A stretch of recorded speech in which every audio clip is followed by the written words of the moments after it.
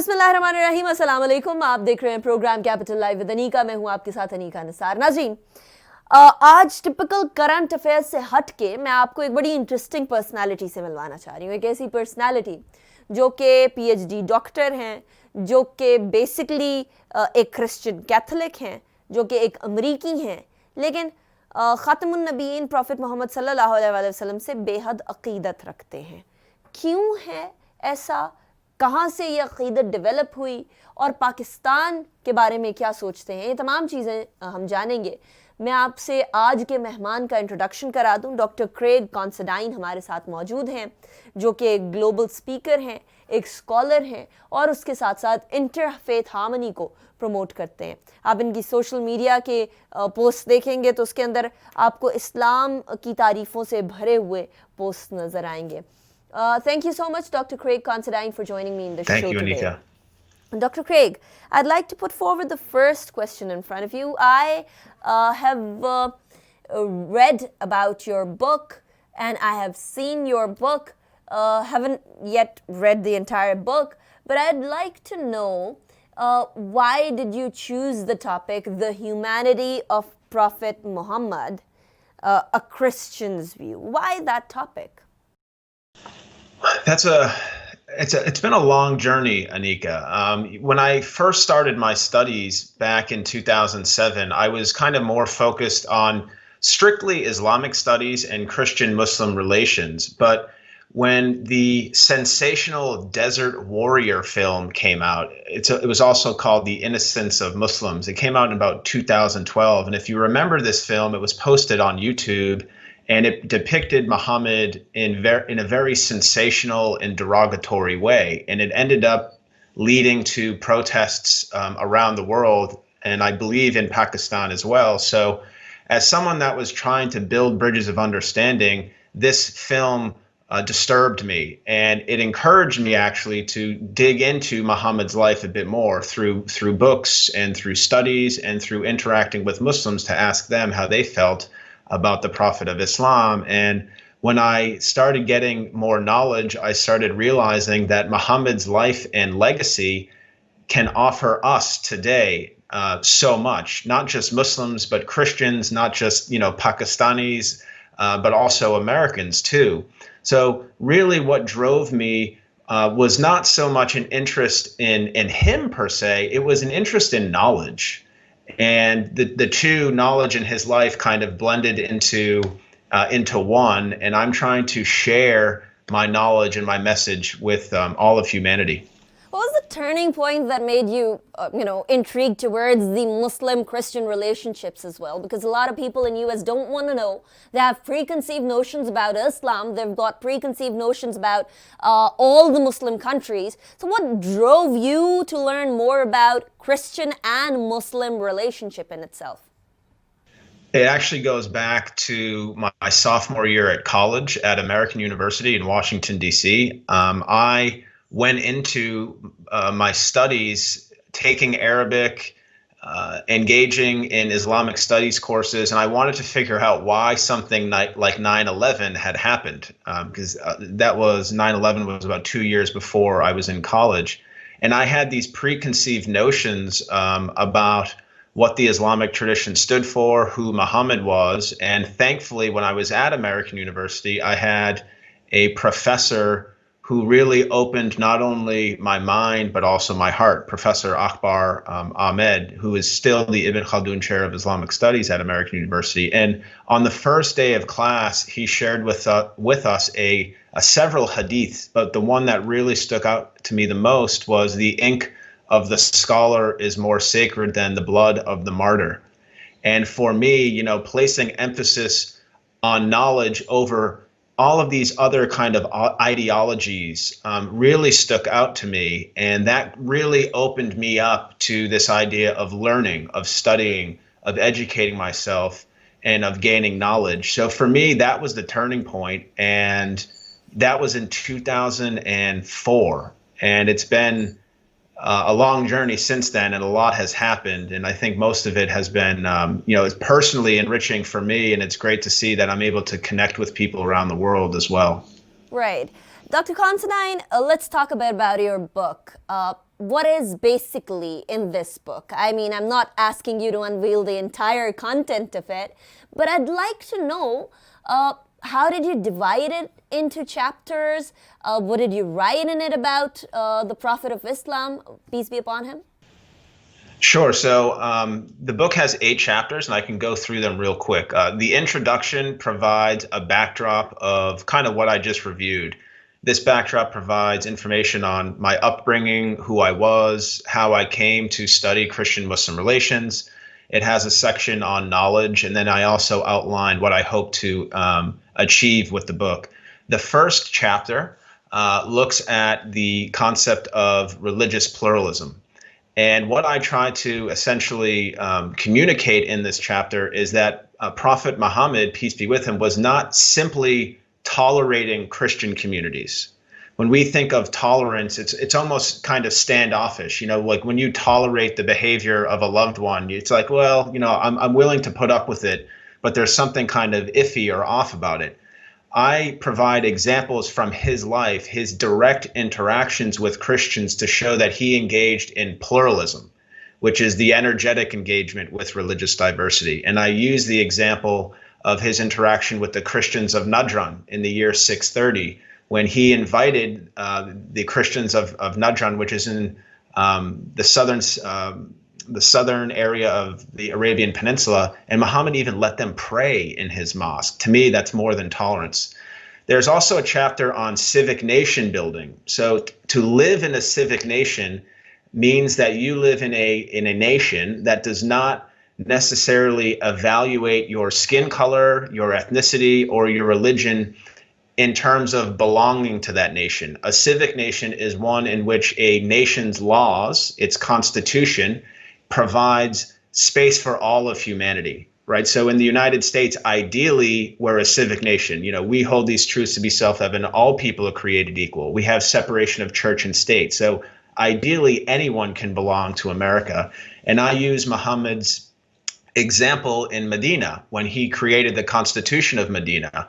And you had obviously the believers, you had the Muslims, but you also had the Aus and Khazraj tribes, which were pagan, and then you had the Jewish tribes as well. So he was basically saying, listen, I'm going to do something completely unprecedented. I'm going to create a multi-ethnic, multi-religious nation that had never been seen before. And, you know, as you may know with the history, things didn't necessarily turn out as he would have liked, but still they all came to an agreement.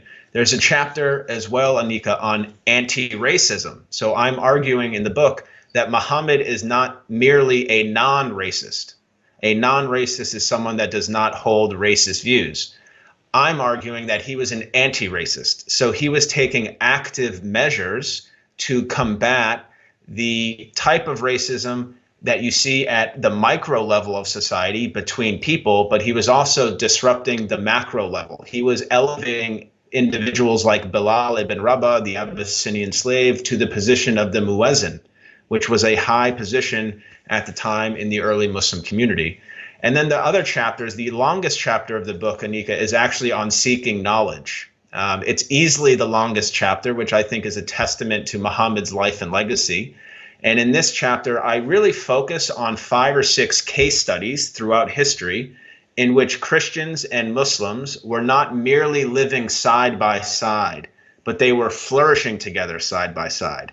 So they were exchanging ideas of their religious traditions, of their cultural backgrounds together, and they were putting it together through knowledge and writing and philosophy and science, and they were creating a hybrid way of living, a new type of civilization that had never been seen. And then the other chapters have to do with women's rights. Essentially, I argue in this chapter that Muhammad was a revolutionary at the time in terms of women's rights. He was bringing ideas that were really unfathomable to a largely, patriarchal society. He was talking about, treat women well. Women can serve in leadership positions. And for a lot of people at the time, this was just unacceptable. So he was really pushing women's rights.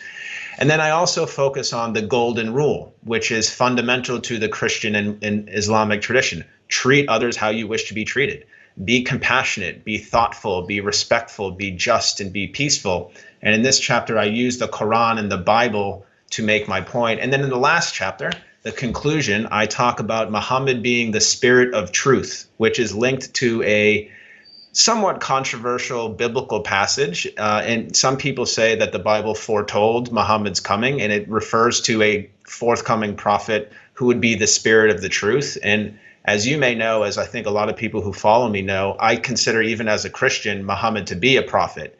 And I have no kind of qualms with calling him the spirit of truth, because I see his message aligning quite well with Jesus's. So, woof, that was quick, but that's really a snapshot of the book. And it's really accessible. It's not heavy in academic language. I've written it for an audience, a kind of every person type audience, if that makes sense. Right. Who were you really focusing, Dr. Considine? Because, it could be really a good read for Christians who want to know more about Muslims, but it could also be a good read for Muslims who want to know a Christian's view about their prophet, Muhammad, peace be upon him. But what and who exactly were you targeting when you were making the concept of this book and writing this book and finally publishing it? Who were you really targeting? I mean, I think, it might sound a bit silly to say it, but really everyone. I think you don't need to be a Christian or Muslim to see the value in this book and to reap benefit from this book. Because really, fundamentally, it's about who we are as human beings, the relationship that we have with our fellow human beings, and what we can potentially achieve with our fellow human beings. I think at a more specific level, though, yes, I think the Christian audience and the Muslim audience is something that I did have in mind. I think especially for Christians, if I can reach Christians that may not be familiar with Muhammad's life and legacy, and if I can not only reach the minds of Christians, but the hearts of Christians, and this book can be a vehicle for peace and love, then I think the book would have succeeded. Now, in terms of the Muslim audience, I think a lot of Muslims who read this book are happy that a Christian has taken the effort to write it. But I also think it's important to bring some of these stories that a lot of Muslims may not hear about in the khutbahs or their Islamic studies classes. And I was actually really surprised, even in my social media posts. A lot of Muslims are like, wow, I never knew about that story of the Christians of Najran. I never knew that Muhammad actually welcomed Christians and allowed them to pray in Masjid al-Nabawi. So, it's really a book for everyone, if I could say that. And that was done deliberately because, Muhammad's message is so powerful. And as I mentioned, you don't need to be a Muslim to appreciate it. It's a message for all of humanity. And you started going towards this journey of writing this book right when it was 9/11 and you wanted to learn about it. At that time, there was so much hate. There was so much division, unfortunately. There was such a feeling of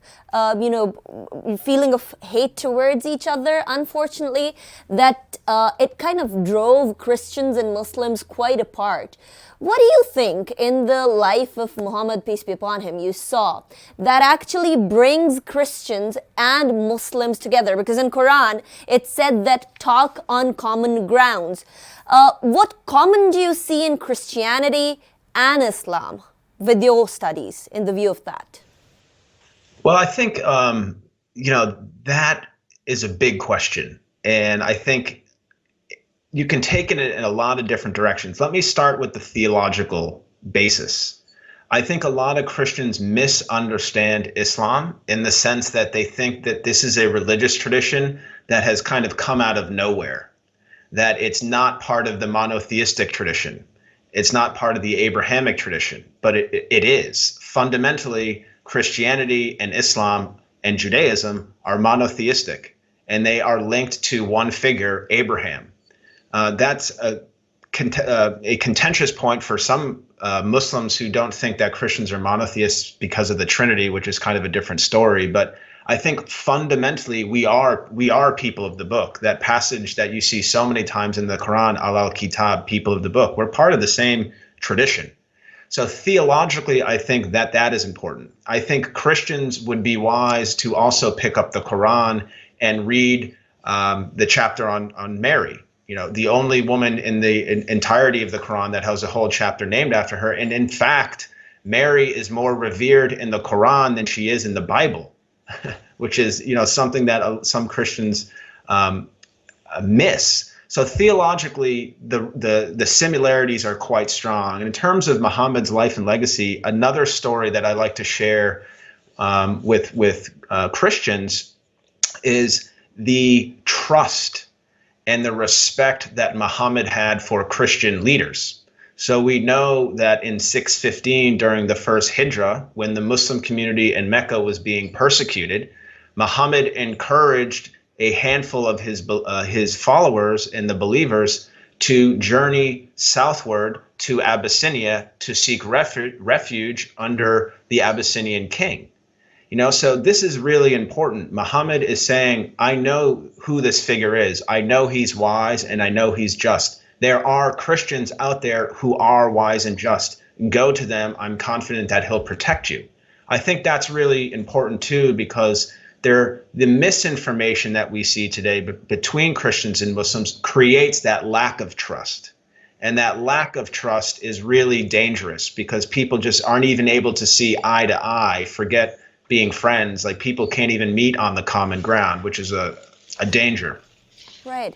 This is a very important point, and I'd like to open up a little bit about it as well. I'd like to discuss it in details, but for that, we'll have to go on a break and we'll get back. और break के बाद नाजरीन हम और ज़्यादा इसको खोलेंगे इस मामले को कि आखिर वो चीज़ें जो आप सल्लल्लाहु अलैहि वसल्लम की ज़िंदगी की जो डॉक्टर कॉन्सिडाइन ने देखी है या उसको पढ़ा है बड़ी डिटेल के अंदर वो चाहते हैं कि बाकी उनके जो क्रिश्चियन फेलोज़ हैं वो भी पढ़ें ताकि हमें कॉमन ग्राउंड मिल सके. इस बारे में बात करेंगे एक ब्रेक के बाद.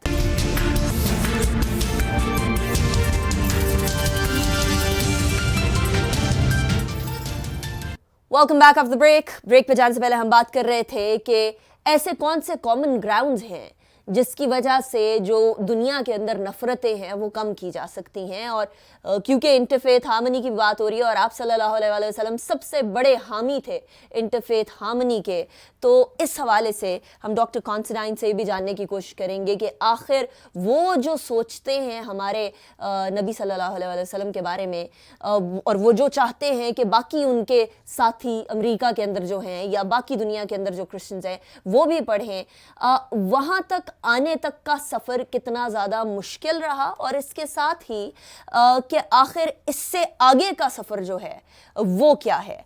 Dr. Considine, there's a question that's popping up in my mind continuously.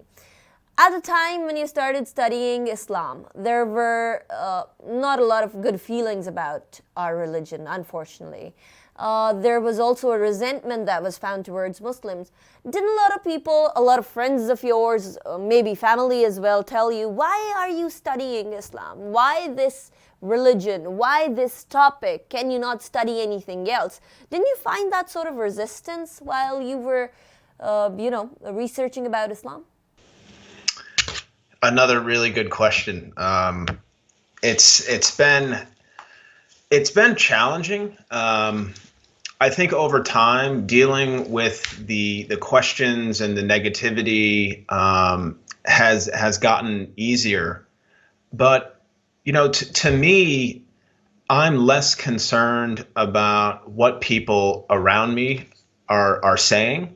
I do listen to that voice inside of me, which I do think is God, and I feel like He is kind of guiding me in a certain way, in a certain light, and that kind of inner voice is what I really focus on. I trust in the bigger picture. I trust that God is kind of using me as a vehicle, as a peaceful messenger to build bridges between Christians and Muslims. So over time, I've really had to kind of ignore some of the hateful comments, to be honest. I just try to keep it out of my life. It's a lot of negativity.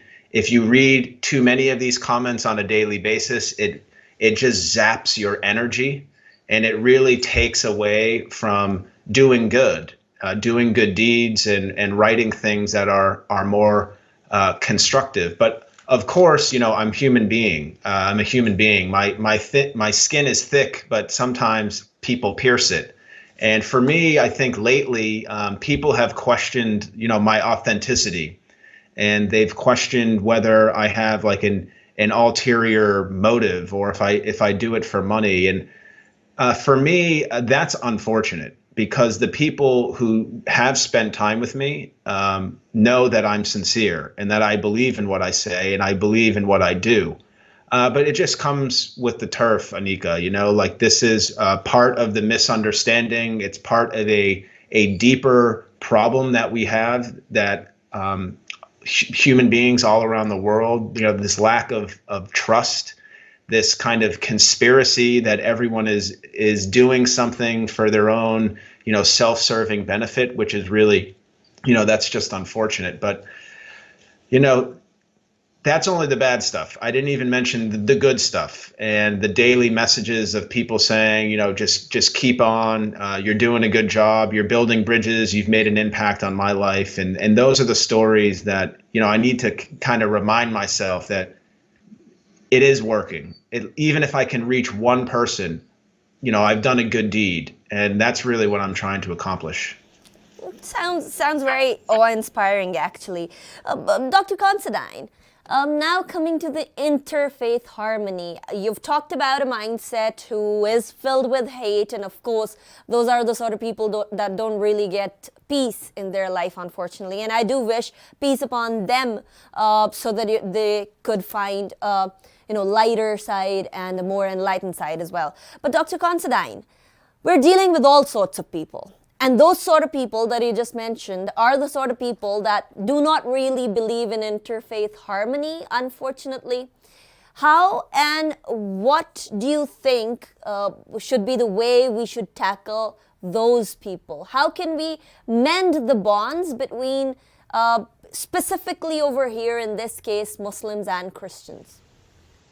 So I think at the root, there are two main roots, I think, to the shaky bridge that stands between a lot of Christians and Muslims today. I think the first is apathy.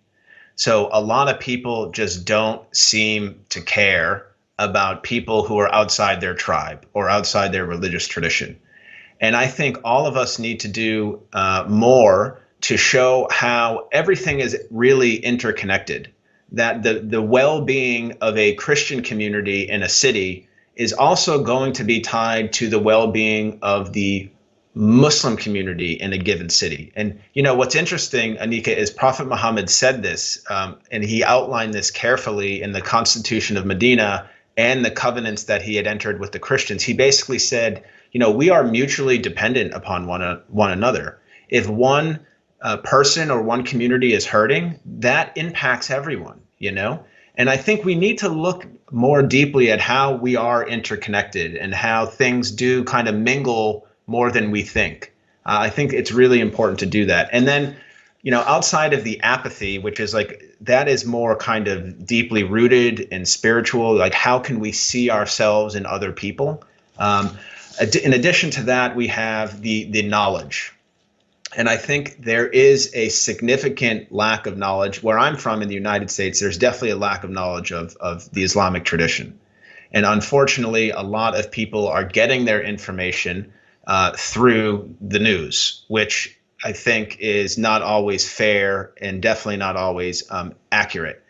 And in addition to that type of knowledge through, kind of screens or books, we have a lack of interaction between Christians and Muslims in this country. And this is, I think, true throughout much of the world. There was a poll actually that was carried out some years ago at the height of Islamophobia in the United States. And it was carried out by the Huffington Post and YouGov. And it showed that something like 57% of Americans had unfavorable views of Muslims. But of that 57%, 73% said that they had never even met a Muslim, right? So basically people are hating or mistrusting things that they have no familiarity on. So I think in addition to tackling the apathy, we have to do more of promoting knowledge. And I think we have to do more to promote human interaction. And I think for me personally in my journey, the studying of the books and learning about the scholars was really important to provide the foundation. But what really connected with me more than anything are the moments with people, because those things are real. They happened. They're moments in time, and they're my reality. And these moments that I've had with Muslims and Christians are really effective in combating some blatant Islamophobic rhetoric. So if I can give you an example, Aniqa, a couple years ago, I was in a very conservative part of Texas, giving a talk on ISIS and Islamophobia inside a church. And within 2 minutes, someone in the back of the room stood up, interrupted me, and started talking all this stuff about, Sharia and so on and so forth. And he ultimately said, like, Muslims aren't good people. And I asked him where he learned it, and he said the news. And then I said, listen, I'm just going to give you one story. And I gave him a story. Long story short, I was in Hollywood, California years ago, and I had an allergic reaction to peanuts. And I didn't know I was allergic to peanuts. I went to the hospital. The next day, I was more concerned about the hospital bills that I had because I had no health insurance. The person who hosted me the day before was a Pakistani Muslim man, a successful businessman, and he offered to pay for the entirety of my medical bills because he trusted me and he knew the message that I was trying to preach. And I asked that man in the back of the church, I'm like, are you telling me that person who happens to be Muslim is not a good person? And he just didn't really say anything. So those human interactions, those moments and times are really important. And we all need to kind of get uncomfortable and meet our neighbors and have conversations with them. This is important. Right, indeed it is. Dr. Considine, at the end, I heard you talk about Iva. What is this Iva, and how does this help us understand what sort of a person the other person is? This is something that I think is fundamentally rooted in Jesus's life and Muhammad's life. When people ask me, what does it mean to be a Christian? I don't tell them anything related to theology or dogma. In the Christian tradition, we have something called the Trinity, which was ultimately created in the year 325, and it kind of said, this is what Christianity is. For me, that's not what Christianity is. For me, identification with all of humanity is what Christianity is, according to Jesus's life and legacy. So Jesus was not coming to necessarily provide new theology. He was coming to provide assistance to those in society who have been forgotten, the people that have been left behind, the people that no one cared about, the people who were lepers, the homeless, the poor, even the prostitutes, the people who were on the fringes of society. Jesus was saying, my kingdom includes all of you. And when I think about Muhammad's life, I think of something quite similar. He was working to free slaves. He had a great deal of compassion and interest in helping orphans. He was trying to uplift the status of women in society. He was working with monotheists, with Jews and Christians, to create a new vision of society.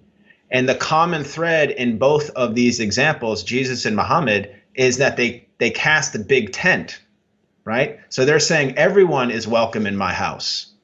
This is a space for everyone. And that's ultimately what Iwa is. And I think we need to move beyond the tribal way of thinking, whether it's nationality, religion, ethnicity, or culture. If we only limit ourselves to these things, and if we only see ourselves as being part of these things, we're not going to be able to solve a lot of problems of the world. I think first and foremost, we're humans. We are fundamentally all humans before anything, but we forget that because of various reasons, power and stuff like that. Right. Dr. Craig, do you have any message for the people who are watching you at this point in time? Anything you want to say to them, you've been unable to say to them, or anything you want to, tell Pakistanis? Well, I would like to tell Pakistanis that I have a deep affection and respect um, for the Pakistani people and Pakistan itself. As I mentioned earlier in our talk, I had the privilege of studying under Professor Akbar Ahmed of American University, and he's still there. And we had the opportunity to travel during Ramadan, and we went to an iftar every day during Ramadan together. And I think most of the houses we went to happened to be Pakistani households. So I had the privilege of witnessing the great and rich hospitality that is present throughout Pakistan. And let me also add, when I did my PhD at Trinity College in Dublin, I actually studied the lived experiences of young Pakistani men in Dublin, Ireland, and Boston, Massachusetts. And I was meeting with young men of all ethnicities, so Pashtuns, Baloch, so on and so forth, people from all different cities, Karachi, Lahore, Islamabad, all different religions, all different walks of life. And Pakistan is a beautiful and rich and diverse country, one of the most diverse countries, I think, in that region. And I think the strength of your country is in your diversity. There is strength in diversity. And I think the hospitality is second to none. I think that's a good point to end on. The hospitality is second to none. So I appreciate everything that the Pakistani people have done for me throughout my life. Right, Dr. Craig Considine, thank you so much for joining us in the show. It was a pleasure having you. Take good care of yourself. नाज़रीन, इसी के साथ मैं अपने show को इख्तिताम की तरफ लेकर जाऊंगी और यकीनन हम लोग बहुत सारी बुराइयां सुन रहे होते हैं. हम अपने मज़हब के बारे में, अपने मुल्क के बारे में दूसरे लोगों के मुंह से अक्सर औकात बुरी चीज़ें सुन रहे होते हैं, लेकिन बहुत सारे ऐसे लोग भी हैं और अक्ल व फ़हम रखने वाले लोग हैं जो कि इस्लाम को भी एक बहुत अच्छे मज़हब के तौर पर जानते हैं और मुसलमानों को भी अच्छे लोगों के तौर पर जानते हैं और पाकिस्तान को भी बहुत इज़्ज़त देते हैं. ऐसी थॉट सुनना भी बड़ा ज़रूरी होता है ताकि हमें पता चल सके कि हमारा जो मज़हब है उसके बारे में एक अक्ल व फ़हम रखने वाला शख्स या हमारा जो मुल्क है उसके बारे में एक अक्ल व फ़हम रखने वाला शख्स क्या सोचता है. इसी के साथ अनीका निसार को इजाज़त दीजिए. अपना बहुत ख्याल रखिएगा. अल्लाह हाफ़िज़ नासिर.